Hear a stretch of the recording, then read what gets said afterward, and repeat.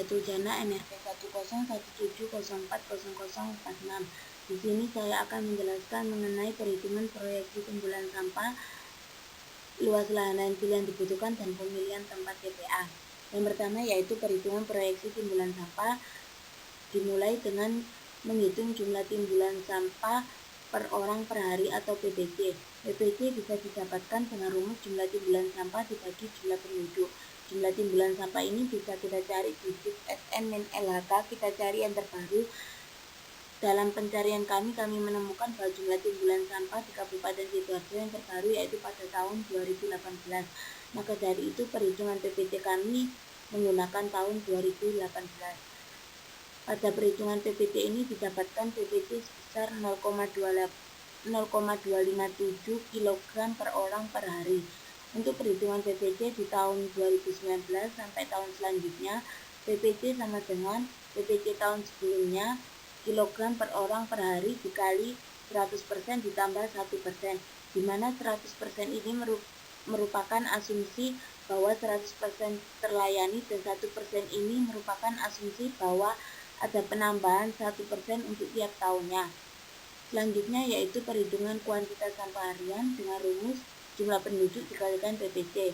Selanjutnya yaitu menghitung kuantitas sampah tahunan dengan rumus sampah harian dikalikan 365 dibagi 1000.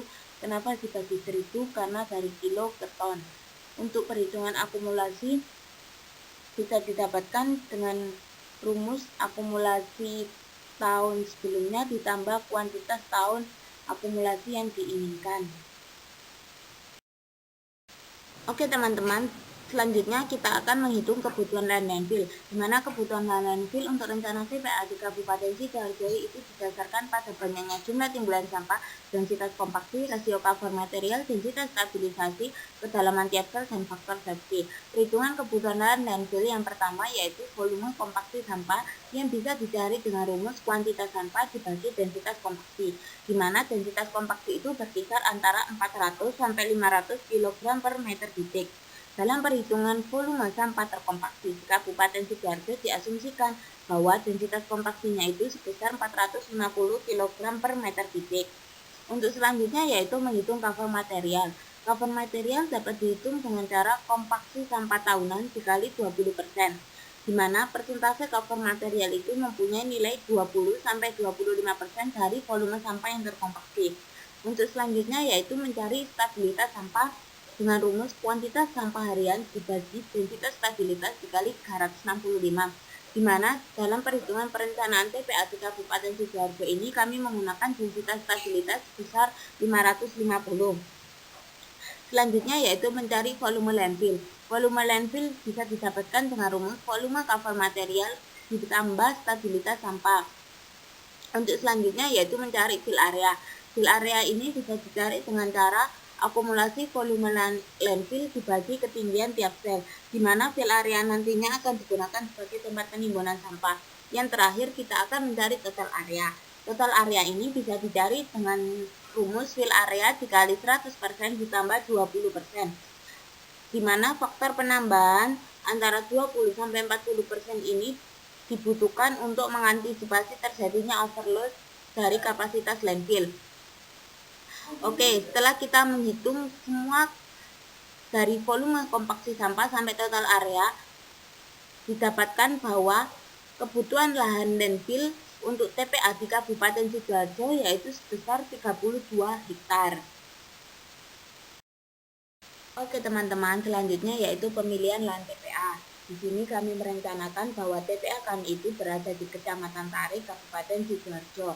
Pemilihan lahan TPA ini didasarkan pada Permen PU nomor 3 tahun 2013 tentang penyelenggaraan prasarana dan sarana persampahan dengan kondisi yang ada di lapangan atau yang ada di Kecamatan Tarik.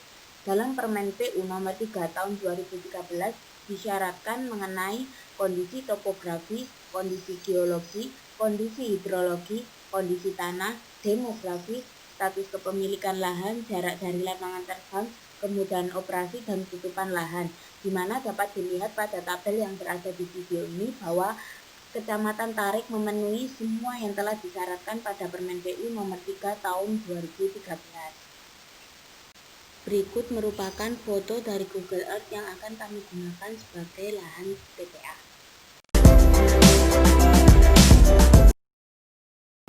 Nama saya Lanski Ramadianti, NRP 45. Saya akan menjelaskan perencanaan metode landfill TPA Kabupaten Sidoarjo.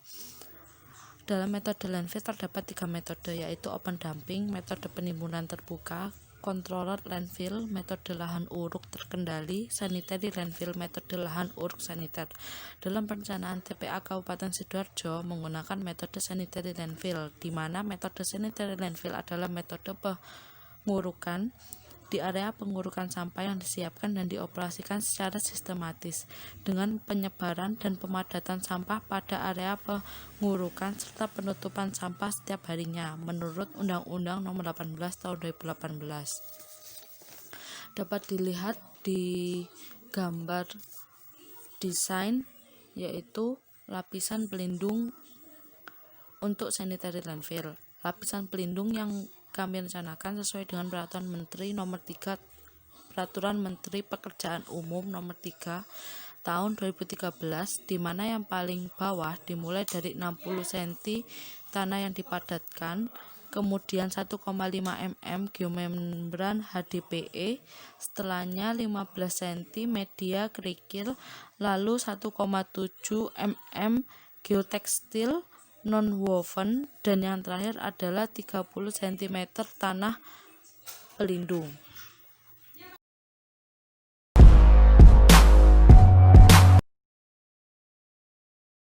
Nama saya Lanski Ramadianti, NLP 45.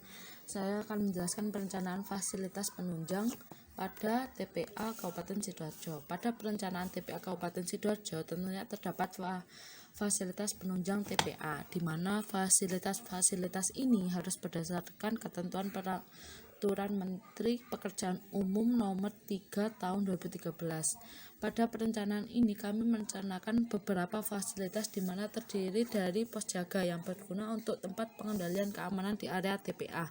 Selanjutnya adalah jembatan timbang yang berguna untuk pendataan jumlah sampah yang masuk, di mana pada jembatan timbang ini juga terdapat alat untuk men-screening sampah B3 agar sampah yang akan diproses di sanitary diharapkan tidak terdapat sampah B3. Selanjutnya terdapat area parkir kendaraan khusus karyawan, lalu kantor pengelola di mana berfungsi sebagai tempat mengurus administrasi yang dibutuhkan. Kantor pengelola ini juga dilengkapi dengan ruang genset untuk pengganti aliran listrik apabila terjadi padam listrik. Fasilitas selanjutnya adalah musola untuk beribadah, bengkel untuk tempat pengecekan dan perbaikan kendaraan, tempat parkir khusus kendaraan berat, rumah kompos untuk pengelolaan sampah organik, tempat pencucian kendaraan pengangkut sampah, area IPAL terpadu di mana terdapat pengelolaan air lindi dan penampung gas metan. Dan yang terakhir adalah ruang terbuka hijau, di mana fasilitas ini sangat amat disarankan untuk terdapat pada TPA karena diharapkan lebih banyak ruang terbuka hijau maka dapat mengurangi polusi dari bau sampah yang dihasilkan. Serta terdapat fasilitas pelindungan lingkungan yang terdiri dari saluran pengumpul lindi serta sistem pengolahan lindi, ventilasi gas, dan sumur uji.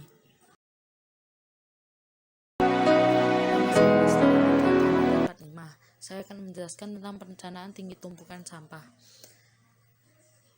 Tentang tinggi tumpukan sampah yang kami rencanakan sesuai dengan Peraturan Menteri Pekerjaan Umum Nomor 3 Tahun 2013, di mana di dalam peraturan itu disebutkan yaitu tinggi maksimal untuk satu liftnya setinggi 6 meter. Itu belum termasuk dengan tinggi cover dan tinggi cover final. Yang kami rencanakan terdapat 3 lift yang masing-masingnya setinggi 6 meter dan diperkirakan tinggi total adalah 18 meter. Yang selanjutnya adalah perencanaan pipa air lindi yang didapatkan dari hasil perhitungan adalah pipa HDPE dengan diameter 12 inch dan di setiap area penimbunan terdapat 7 pipa sekunder dan 6 pipa primer untuk penyalurannya, serta terdapat 2 pipa yang mengarah ke bak penampung yang selanjutnya akan diolah ke IPAL.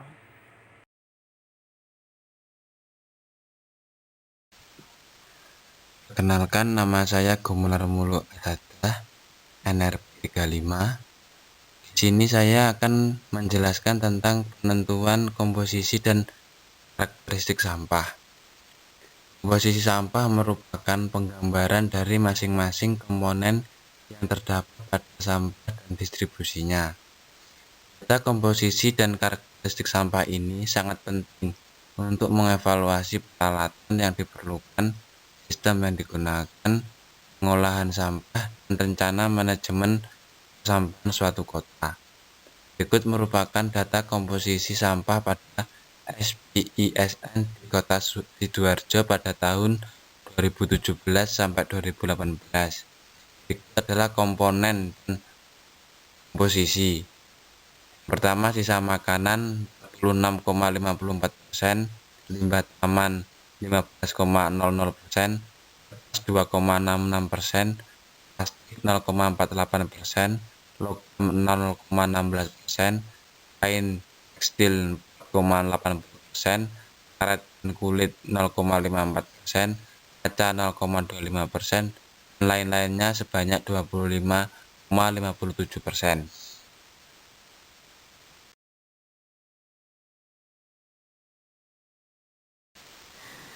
Saya Nela Mauli Jatujana, NRP 1017704046.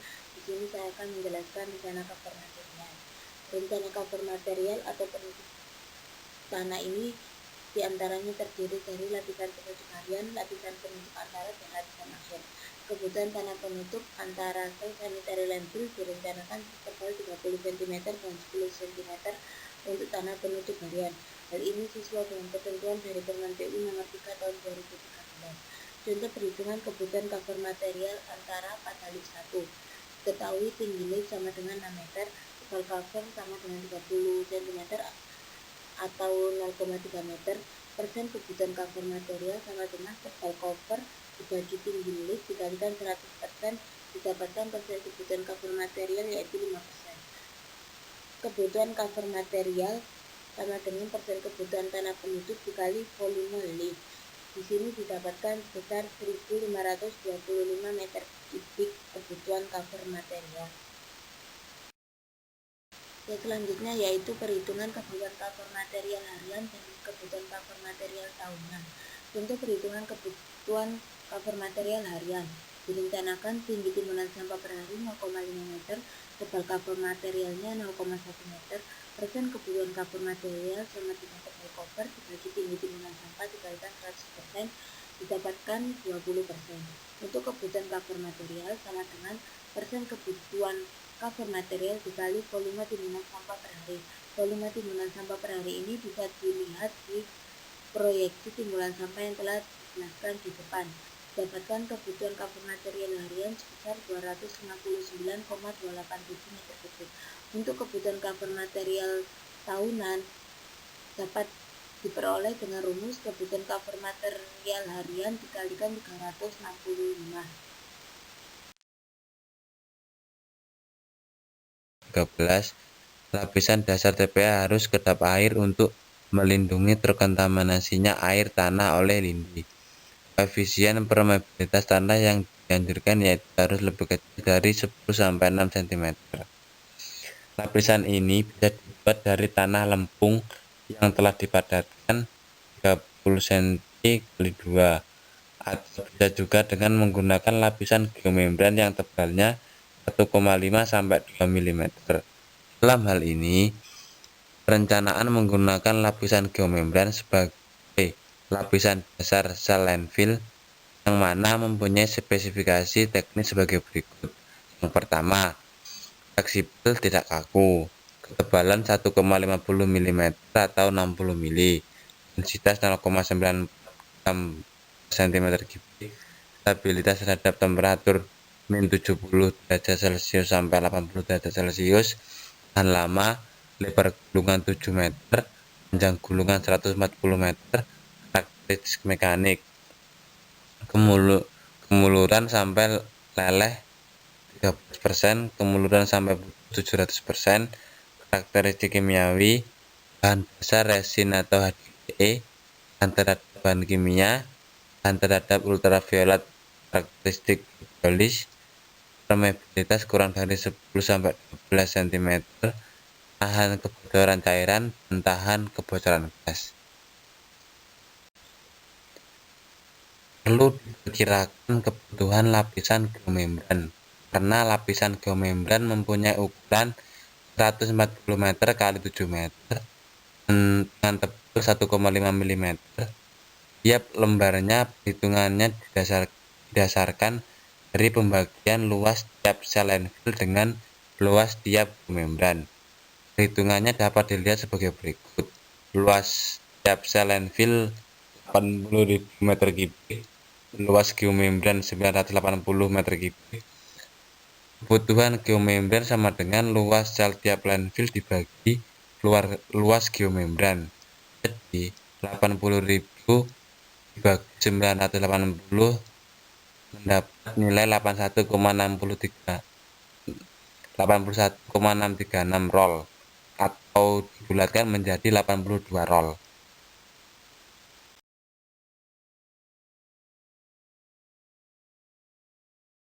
Saya Nela Muli Jatuljana, NRP 10170400046.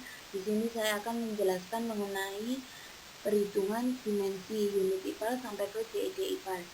IPLT yang akan kami rencanakan ini tidak hanya untuk mengolah air limbah saja, tetapi juga untuk mengolah limbah tinja. Di mana data yang dibutuhkan untuk merencanakan suatu IPLT yang pertama yaitu GIN. GIN ini kami dapatkan dari data yang pertama yaitu debit air limbah dalam satuan meter kubik per hari. Yang kedua yaitu debit limbah tinja yang kami dapatkan dari link BLH tercatat sebesar 0,99 meter kubik per hari limbah tinja yang masuk ke dalam TPA yang kami sederhanakan menjadi 1 meter kubik per hari. Yang ketiga yaitu air hujan yang jatuh, karena di antara air hujan yang jatuh 20-30% di antaranya itu menjadi air limbah. Data presipitasi ini kami dasarkan pada data tahunan yang kami ambil selama 5 tahun terakhir. Yang kedua yaitu BOD-in. BOD-in ini kami rencanakan sebesar 19.891,717 mg per liter dan COD-nya sebesar 24.864,645 mg per liter serta TSS sebesar 1.000 mg per liter. BOD, COD-in dan TSS ini kami mengacu kepada Cobanoklus, di mana di situ dijelaskan bahwa range untuk TPA baru dan TPA lama untuk komponen BOD, COD, TSS, pH, dan NH3. Selanjutnya yaitu mengenai pemilihan alternatif IPAL yang mengacu pada Permen PU nomor 3 tahun 2013, di mana di sini kami merencanakan terdiri dari dua alternatif. Alternatif yang pertama yaitu tabel 4, alternatif 3. Alternatif yang kedua yaitu tabel 2, alternatif 1, di mana di dalam tabel alternatif ini sudah ada kriteria desain yang akan digunakan untuk melakukan perhitungan dimensi unit IPAL. Oke, selanjutnya yaitu menghitung unit dimensi pengolahan. Yang pertama yaitu sumur pengumpul dengan data perencanaan GIN sebesar 10.623,902 meter kubik per hari, PD-nya 4 hari hanya 5 meter dan P sama dengan L. Yang pertama kita menghitung volume dengan rumus I dikalikan TT, didapatkan volume sebesar 42.495,608 meter kubik. Selanjutnya kita menghitung area dengan rumus volume dibagi H, didapatkan areanya sebesar 8.499,122. Selanjutnya kita mencari panjang dan lebar dari area telah kita peroleh dengan rumus area sama dengan panjang kali lebar, di mana didapatkan P dan L sebesar 92,191 meter. Selanjutnya kita lakukan cek terhadap TD dari dimensi yang telah kita dapatkan, yaitu T per T, di mana di sini TD-nya didapatkan sebesar 4 hari dan ini memenuhi data yang telah kita rencanakan di awal. Selanjutnya yaitu menghitung dimensi kolam anaerobik. Di sini kami rencanakan desainnya sesuai dengan kriteria desain yang telah ditetapkan di Permen PU nomor 3 tahun 2013. Yang pertama yaitu TD sebesar 40 hari, kedalaman kolam 5 meter, efisiensi pengisian BOD 85%, OL-nya 550 kg per meter kubik hari. Data perencanaannya KIIN 10.623,902, BODI-nya 19.891,717 mg per liter, CODI-nya 24.864,645 mg per liter, suhunya 30 Celcius, kedalamannya 5 meter. Selanjutnya yang pertama kita menghitung KT. Di sini kita mendapatkan KT-nya sebesar 2,255. Selanjutnya kita merencanakannya 1 unit kolam anaerobik.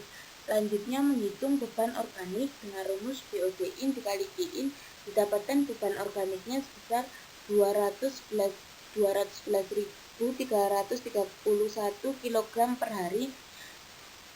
Lalu kita mencari volume dengan rumus beban organik dibagi OLR. Di sini volumenya didapatkan sebesar 384,237 meter kubik. Selanjutnya kita melakukan cek terhadap TD dari volume yang telah kita dapatkan dengan rumus P per T, di mana di sini didapatkan TD-nya sebesar 0,0361 hari. Hal ini tidak sesuai dengan data yang telah kita rencanakan, yaitu TD-nya sebesar 40 hari. Lalu kita mencari agar TD-nya sesuai dengan yang telah kita rencanakan dengan rumus volume sama dengan Q dikalikan TD, diperoleh volume sebesar 424.956,08 meter kubik. Selanjutnya kita merencanakan dimensi kolam, panjang kali lebar kali tinggi, panjangnya 350 meter, lebarnya 250 meter, dan tingginya 5 meter. Di sini didapatkan volume sebesar 437.500. Cek TD, kita melakukan cek terhadap TD dari dimensi P yang telah kita rencanakan, yaitu didapatkan TD-nya sebesar 40 hari, berarti ini memenuhi apa yang telah kita rencanakan. Lalu kita menghitung BOD out. BOD out dengan rumus BOD-IN dibagi 1 ditambah TD dikalikan KT, didapatkan BOD out sebesar 218,082 mg per liter, dan COD out-nya sebesar 272,602 mg per liter, di mana di dalam kolam anaerobik ini BOD out dan COD out-nya belum memenuhi baku mutu.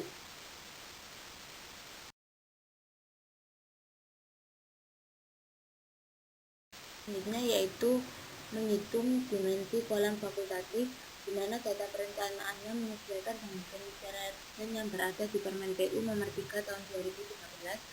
TD sebesar 20 hari, kedalaman kolam sebesar 2 meter, efisiensi pengisian BOD sebesar 70%, dan OLR-nya sebesar 135 kg per meter kubik hari. Untuk data perencanaannya, KIIN sebesar 10.623,902 meter kubik per hari. BOD-nya ini BOD out dari kolam anaerobik sebesar 218,082 mg per liter, dan CODI-nya sama dengan COD out kolam anaerobik, yaitu sebesar 272,602 mg per liter. Selanjutnya yaitu menghitung KT. Di sini KT didapatkan sebesar 0,7. Lalu untuk merencanakannya ini terdiri dari 1 unit kolam fakultatif. Lalu kami menghitung beban organik dengan rumus BOD-IN dikali KIIN, didapatkan beban organik sebesar 2.316,881 kg per hari. Lalu menghitung volume dari rumus beban organik dibagi oleh OLR, didapatkan volumenya sebesar 17,822 meter kubik. Selanjutnya dilakukan cek terhadap TD apakah dari volume yang telah kita dapatkan ini memenuhi TD yang telah kita rencanakan. Dengan rumus V per T dihasilkan TD sebesar 0,0016 hari. Hal ini tidak sesuai dengan TD yang telah kita rencanakan, yaitu sebesar 20 hari. Lalu kita mencari volume agar mendapatkan TD yang sesuai dengan data yang telah kita rencanakan dengan rumus Q dikalikan TD. Diperoleh volumenya sebesar 212.478,04 meter kubik. Lalu untuk dimensi baknya, panjang kali lebar kali tinggi, panjangnya 350, lebarnya 300, dan tingginya 2 meter, didapatkan 210.000 meter kubik. Untuk itu dilakukan cek TC dari dimensi yang telah kita rencanakan, didapat dengan rumus V per Q didapatkan TC sebesar 20 hari. Hal ini sesuai dengan data yang telah kita rencanakan, yaitu TC-nya 20 hari. Lalu kita mencari BOD out dengan rumus BOD in dibagi 1 ditambah TC dikalikan KT. BOD out-nya didapatkan sebesar 14,539 mg per liter, dan COD out dengan rumus COD in dibagi 1 plus TC dikali KT didapatkan COD out-nya sebesar 18,174 mg per liter. Di kolom fakultatif ini untuk BOD out dan COD out-nya telah memenuhi baku mutu. Untuk alternatif 2 ini harusnya ada kolam anaerobik, kolam fakultatif, kolam masturasi, dan kolam biofilter, tetapi dikarenakan sampai kolam fakultatif sudah memenuhi baku mutu, jadi kami tidak menghitung kolam masturasi dan kolam biofilter. Yang selanjutnya yaitu mengenai baku mutu air lindi berdasarkan Permen ILHK nomor 59 tahun 2016 tentang baku mutu air lindi bagi usaha dan atau kegiatan tempat pemrosesan air sampah. Di sini dapat dilihat baku mutu air lindi parameter BOD sebesar 150 mg per liter dan COD sebesar 300 mg per liter. Di sini dapat disimpulkan bahwa alternatif 2 yang terdiri dari sumur pengumpul, kolam anaerobik, kolam fakultatif, dan kolam masturasi serta kolam biofilter telah memenuhi baku mutu yang ada di Permen ILHK nomor 59 tahun 2016. Sedangkan untuk alternatif 1 kami telah melakukan perhitungan, namun pada alternatif 1 belum memenuhi baku mutu yang disyaratkan di Permen ILHK nomor 59 tahun 2016 karena efluen BOD dan COD-nya masih di atas 1000. Berikut merupakan DED IPAL sesuai dengan dimensi yang telah didapatkan di perhitungan, di mana DED IPAL yang bagian atas merupakan tampak atas dan gambar bagian bawah merupakan tampak samping. Bisa dilihat bahwa sesuai dengan dimensi yang telah kita lakukan di perhitungan, yang pertama yaitu sumur pengumpul dengan panjang 92,191 meter dan lebar sebesar 92,191 meter. Dan yang kedua yaitu kolam anaerobik dengan lebar 250 meter dan panjang 350 meter. Yang ketiga yaitu kolam fakultatif dengan lebar 300 meter dan panjang 350 meter. Selanjutnya mengenai tampak samping, untuk kolam pengumpul mempunyai kedalaman 5 meter, kolam anaerobik 5 meter, dan untuk kolam fakultatif sebesar 2 meter.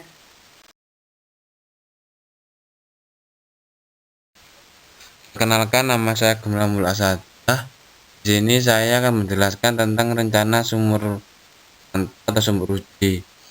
Sumur atau sumber uji di sini berfungsi sebagai untuk memantau kemungkinan terjadinya pencemaran lindi terhadap air tanah di sekitar TPA. Di sini kita mengacu pada Permen PU nomor 3 tahun 2013, mana sumur pantau di sini memiliki luas masing-masing 1 meter persegi dengan kedalaman 20-25 meter. Jarak sumur pantau dari TPA dan drainase TPA yaitu 10-20 meter. Di sini terdapat ide atau gambar dari sumur pantau tampak samping dan tampak atas. Sebelah kiri saya terdapat ide tampak samping dengan kedalaman 25 meter dengan diameter 60 cm dan terdapat saluran pipa air lindi di bagian bawahnya sendiri. Dan sebelah kanan saya terdapat ide atau desain tampak atasnya dengan diameter 60 cm, ketebalan betonnya itu 15 cm yang mengelilingi sumber pantau dan terdapat itu di sekeliling sumber pantau.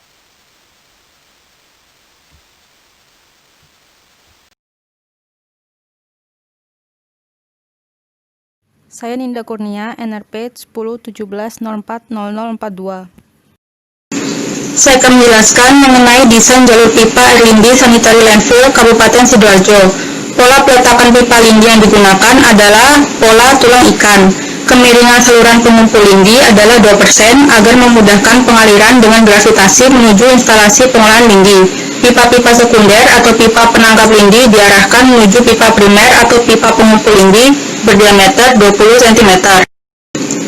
Selanjutnya adalah desain jalur pipa gas metan sanitary landfill Kabupaten Sidoarjo. Pipa fan atau pipa vertikal gas metan merupakan pipa HDPE berdiameter 15 cm dengan jarak antar pipa fan adalah 50 meter. Pipa fan ini bertujuan untuk mengarahkan dan mengalirkan gas yang terbentuk ke atas. Pipa ini memiliki area jangkauan sejauh 50 meter. Kemudian, terdapat pipa horizontal yang bertujuan untuk menangkap aliran gas dari satu sel atau lapisan sampah.